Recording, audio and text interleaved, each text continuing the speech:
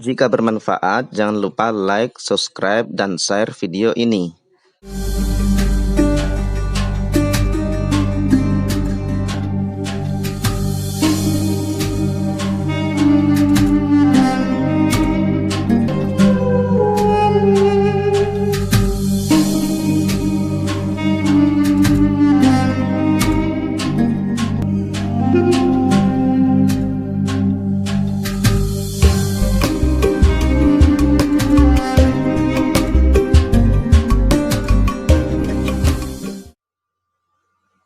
Assalamualaikum warahmatullahi wabarakatuh. Bismillahirrahmanirrahim. Alhamdulillahirabbil alamin wa bihi nasta'in ala umuri dunya waddin. Wassalatu wassalamu ala syarafil anbiya'i wal mursalin sayyidina wa maulana Muhammadin wa ala alihi wa sahbihi ajma'in. Allahumma faqihna fid din wa 'allimna ta'wil. Amma ba'd. Oke, teman-teman sekalian, kelas 6 ya. Hari ini kita berjumpa lagi dalam materi pelajaran ilmu falak ya.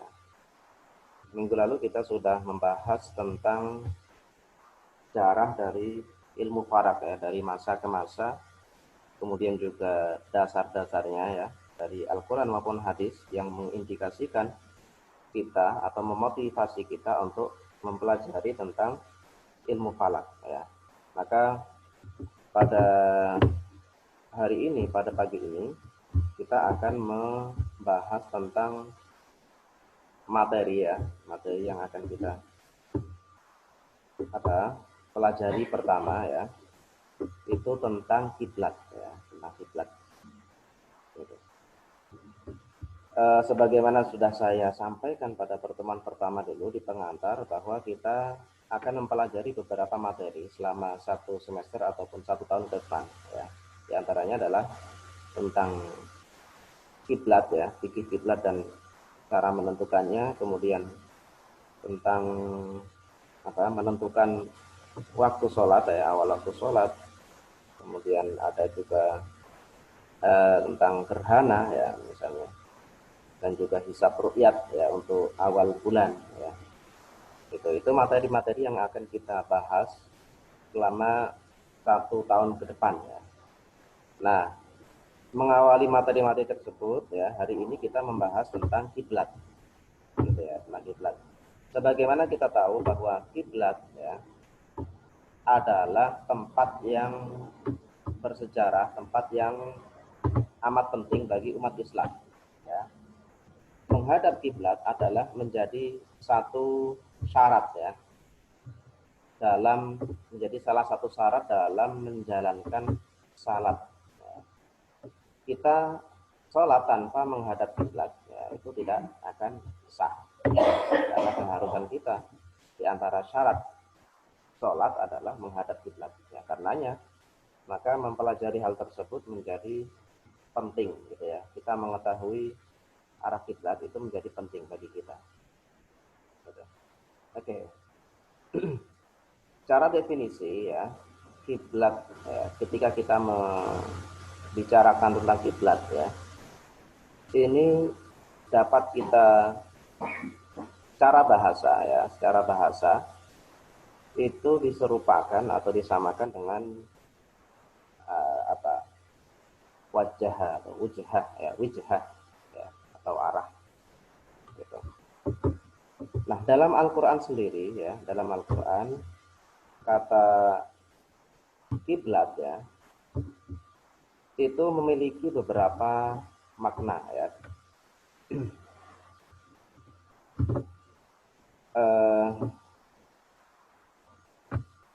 Dalam Al-Quran ya, misalnya dalam surat Al-Baqarah ayat 142 ya, kiblat itu diartikan dengan makna arah ya. Misalnya dalam ayat sayaqulu subha'u minan nasi ma wallahum an qiblatihimul lati kanu 'alaiha ya, dari arah kalian ya, allati kanu 'alaiha ya.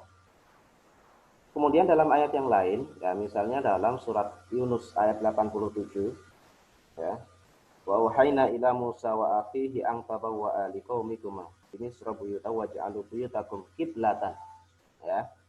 Di situ itu diartikan, kiblat di situ diartikan sebagai tempat sholat. Itu diartikan sebagai tempat sholat. Nah, itu penggunaan kata kiblat dalam Al-Quran. Nah, selanjutnya dari itu ya, secara istilah,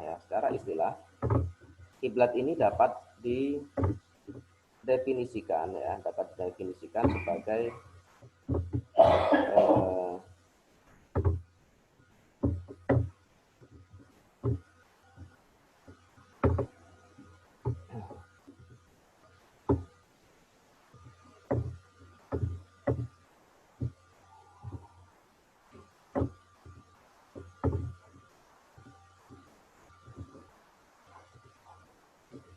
oke. Selanjutnya secara istilah kiblat ya didefinisikan sebagai arah tertentu bagi kaum muslim dalam sholat ya. Dalam sholat kita menghadap kiblat ya. Arah yang menghadap kiblat itu secara istilah. Juga didefinisikan sebagai satu bangunan ya, satu bangunan yang disebut dengan Ka'bah ya. Ka'bah yang ada di Mekah sana di Masjidil Haram. Nah, itu.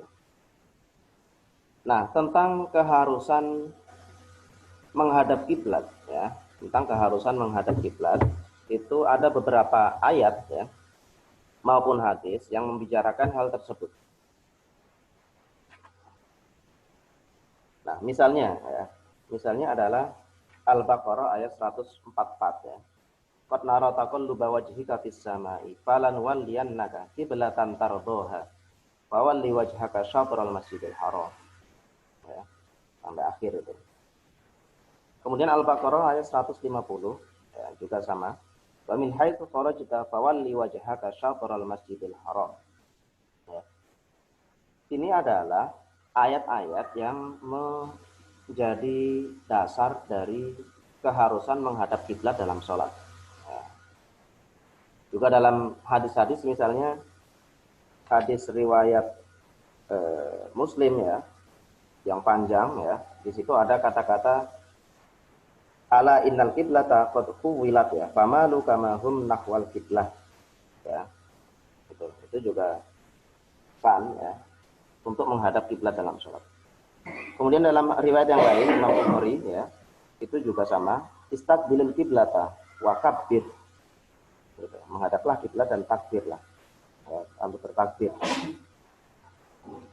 Sebagaimana juga dalam riwayat Al-Bukhari yang lain ya. Faida arad al-faridata nazala ya fastaqbilil qiblah. Ya, ini yang bercerita tentang Rasul itu sholat dalam kendaraannya ya. Nah, ketika di kendaraan itu memang tidak masalah ya, nanti kendaraannya itu menghadapnya kadang ke kiblat kadang enggak, tetapi ketika untuk sholat fardu Rasul turun kemudian sholat dengan menghadap ke kiblat ya. Kemudian juga hadis Al-Bukhari lagi yang lain ya. Di situ sama kayak tadi, fasbihil wudu tsumastaqbil al-qiblata fakabbir. Ya. Sama satu lagi riwayat At-Tirmidzi ya. Ma bainal masyriqi wal maghribi qiblatun. Ya, ini adalah dasar-dasar dari keharusan menghadap kiblat bagi orang yang mau sholat ya, bagi orang yang sholat. Dari sini maka disimpulkan bahwa menghadap kiblat dalam sholat itu wajib ya, fardu ya, dan itu merupakan syarat daripada sholat. Kalau syaratnya nggak ada ya maka nggak sah. Nah dari situ pula ya wajib menghadap kiblat ya, bagi orang yang salat di atas kendaraan ya. Tidak wajib menghadap kiblat bagi yang sholat di atas kendaraan ya. Tadi yang hadis yang faida arad al faridah ya, sholat sunnah maksudnya gitu. Tapi kalau sholat fardu ya tetap wajib, makanya nanti turun ya. Nah, itu. Nah dari sisi sejarah sendiri ya, secara historis ya, kiblat yang kita kenal dengan Ka'bah, bangunan Ka'bah itu ya, ini memiliki sejarah yang sangat panjang sebenarnya gitu. Bahkan sejak Nabi Adam ya, itu sejarahnya sudah ada, konon sejak Nabi Adam ya. Nabi Adam ini dianggap sebagai peletak dasar bangunan Ka'bah. Ya, kapan? Ya, ketika beliau ya Adam itu diturunkan dari surga ya, dari langit ya, itu katanya. Kemudian beliau di Ka'bah itu di Mekah ya, itu membuat kemah di sana, ya, membuat kemah. Gitu. Nah, itu sebagai letak pertama, beliau sebagai peletak pertama dari Ka'bah, bangunan Ka'bah.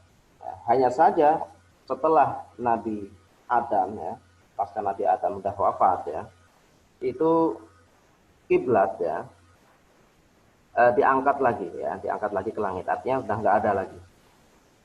Gitu. Nah, tetapi secara bekas ya itu masih ya, secara bekas tempatnya. Nah, nanti kemudian pada masa Nabi Ibrahim dan Nabi Ismail ya, itu beliau dianggap sebagai orang yang pertama membangun ya tempat ibadah di Ka'bah di situ ya. Sebagaimana termuat dalam Quran surat Al-Imran ya. Inna awwala baiti wudi'a lin-nasi lalladzi bi Bakkah mubarakan wa hudan lil alamin. Sesungguhnya awal rumah ya yang mula-mula dibangun ya untuk tempat beribadah ya, manusia ialah Baitullah di Bakkah atau di Mekah. Kemudian ayat yang lain wa ij'alnal baita masabatan lin-nasi wa amna wattakhidhu min maqami Ibrahim musalla. Ya wa ahidna ila Ibrahim wa Ismaila an tahira baitiya lit-thaifin wal 'akifin wa ruk'as sujud. Ya. Ini menunjukkan bahwa Nabi Ibrahim dan Ismail itu ikut andil dalam membangun tempat ibadah di sana, di Ka'bah itu ya. Ya. Bahkan dianggap sebagai orang pertama meletakkannya. Karena tadi kan di zaman Nabi Adam, setelahnya kemudian diambil lagi. Nah, tapi pada masa Ibrahim dan Ismail ini, Ka'bah ini belum ada pintunya. Ya, hanya baru bangunan. Juga belum tertutup oleh kain. Baru nanti di masa dinasti Himyar ya di Najran ada Raja Tubba namanya ya. Raja Tubba inilah yang membuat pintu Ka'bah dan kemudian menutupinya dengan kain. Ya.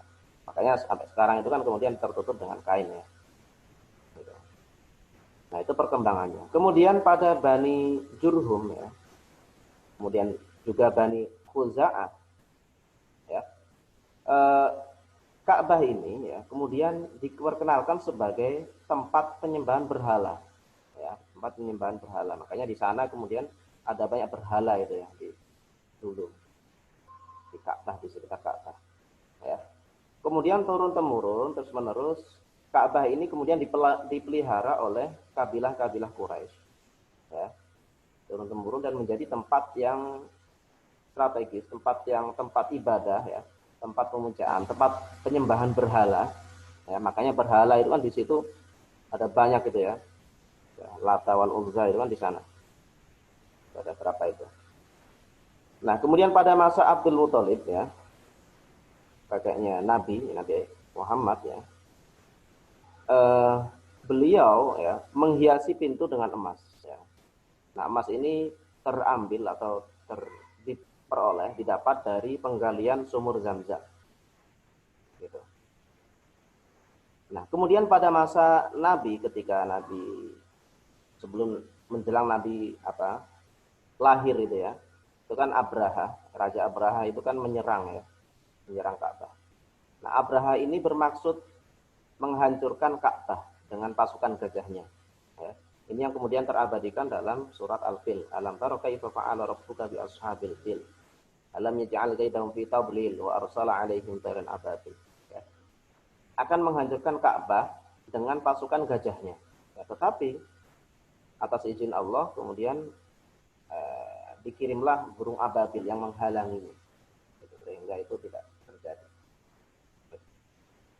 Nah, kemudian pada masa Nabi Muhammad ya Shallallahu Alaihi Wasallam, kemudian beliau dengan risalahnya itu membebaskan ya Ka'bah dari berhala-berhala yang ada, ya. Dibersihkan sehingga kemudian menjadi tempat ibadah, tempat berhaji ya, dan umroh itu. Nah, pada masa Nabi Muhammad ini juga ya Ka'bah itu direnovasi, kemudian yang terkenal itu, cerita yang terkenal, yang Hajar Aswad ketika mau diletakkan itu bagaimana caranya. Sedangkan suku-suku di sana itu berebut ya untuk meletakkan.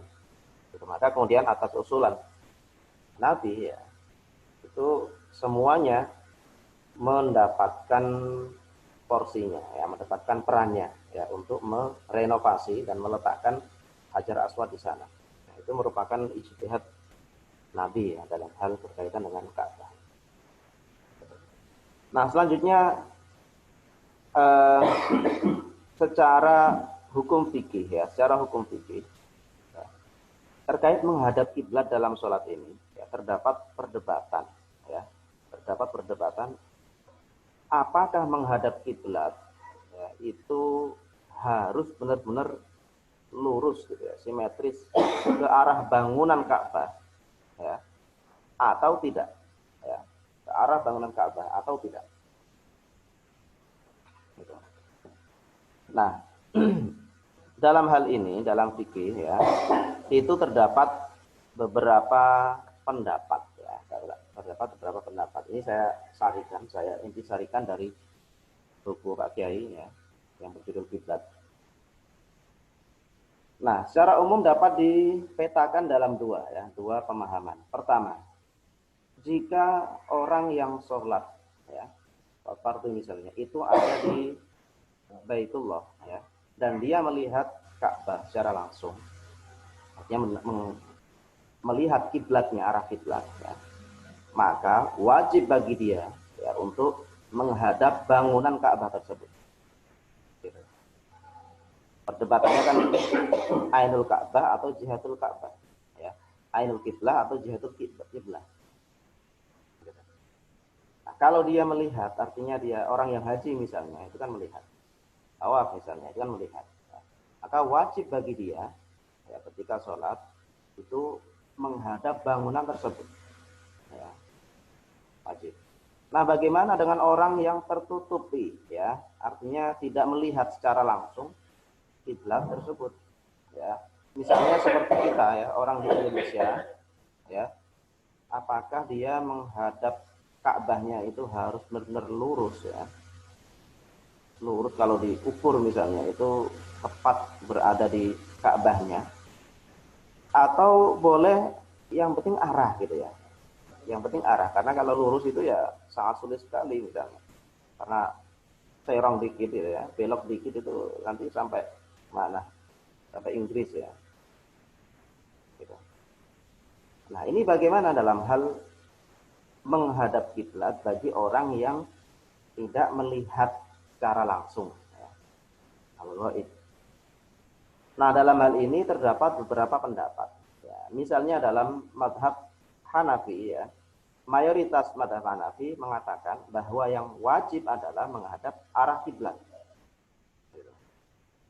Mayoritas ya, arah kiblat, bukan bangunan atau ainul kiblah, bukan itu. Itu mayoritas. Tapi kata-kata mayoritas ini menunjukkan bahwa ada sebagian yang mengharuskan sebaliknya, artinya harus menghadap ainul kiblah, ya, benar-benar bangunannya. Demikian halnya Maliki, mazhab Maliki juga sama. Mayoritas memang arah kiblat, tetapi ini menunjukkan bahwa ada pendapat yang mengatakan dalam mazhab Maliki adalah ainul kiblahnya. Demikian juga Syafi'iyah. Ya, sebagian Syafi'iyah itu mengatakan bangunannya ya. Tetapi sebagian yang lain itu mengatakan arahnya. Jadi perdebatan antara jihatul kiblat atau ainul kiblat. Demikian halnya dengan madhab Hambali. Ini juga sama, arah kiblat. Gitu ya. Jadi pada intinya pendapat para ulama itu terpecah menjadi dua, antara menghadap ainul Ka'bah, ainul kiblah, atau jihatul kiblah. Nah, bagaimana dengan guru kita, Kiai Ali Mustafa Yaakob ya, bagaimana dalam buku beliau, dalam buku kiblat ya, beliau cocok lebih sepakat dengan yang menghadap arah kiblat ya, arahnya bukan ainul kiblahnya gitu. Nah, pertanyaannya, arah kiblat itu bagaimana ya, arah kiblat. Nah, arah kiblat ini dalam pemahaman beliau ya, itu disesuaikan dengan hadis ma bainal masyriqi wal maghribi kiblah. Ya. Antara masyrik, ya, antara timur, daratan timur, wal maghribi, dan daratan barat, ya, itu adalah kiblat. Gitu. Nah, dari situ, ya, beliau itu kemudian berkesimpulan atau menggunakan mafhum, ya, mafhum muwafaqahnya. Nah, dengan demikian maka, ya, arah kiblat atau arah Ka'bah, ya, bagi penduduk yang berada di sebelah utara Ka'bah adalah arah selatan. Ya, mana saja selatan tersebut, ya. Dan arah Ka'bah bagi penduduk yang berada di sebelah selatan, ya, maka wajib menghadap ke arah utara, ya, arah manapun. Sedangkan arah Ka'bah bagi penduduk yang berada di sebelah barat adalah arah timur. Begitu juga sebaliknya, ya. Gitu. Nah, artinya dengan demikian, bagi orang Indonesia ini ada berada di arah timurnya Ka'bah, ya, arah timurnya kiblat. Ya, meskipun nggak pas benar-benar timurnya, ya, tetapi karena hadis tadi, ya, itu beliau berkesimpulan, ya, berfatwa bahwa yang penting arahnya adalah ke barat, gitu saja, ya, ke barat. Ya, meskipun tidak tepat benar-benar lurus simetris, itu enggak harus, ya, yang penting ke arah barat. Karena yang penting adalah jihahnya, bukan ainnya. Jihatul kiblat, bukan ainul kiblat. Nah, ya. Oke. Itu Oke, itu terkait tentang kiblat, ya, terkait tentang kiblat. Fikih kiblat, ya, tentang bagaimana kita memahami sholat, ya, yang syaratnya adalah menghadap kiblat. Ya. Oke, saya kira cukup, ya, untuk pertemuan kali ini kita mempelajari tentang fikih kiblatnya. Ya. Silahkan kalian pahami, ya, silahkan kalian ringkas, buat ringkasan, ya, atau buat kesimpulan dalam satu paragraf boleh, ya. Nanti ditulis di buku dan dikirimkan, ya, dikirimkan ke absen, ya. Tugas itu sebagai absen materi ilmu falak. Oke. Saya kira cukup demikian, kurang lebihnya mohon maaf. Assalamualaikum warahmatullahi wabarakatuh.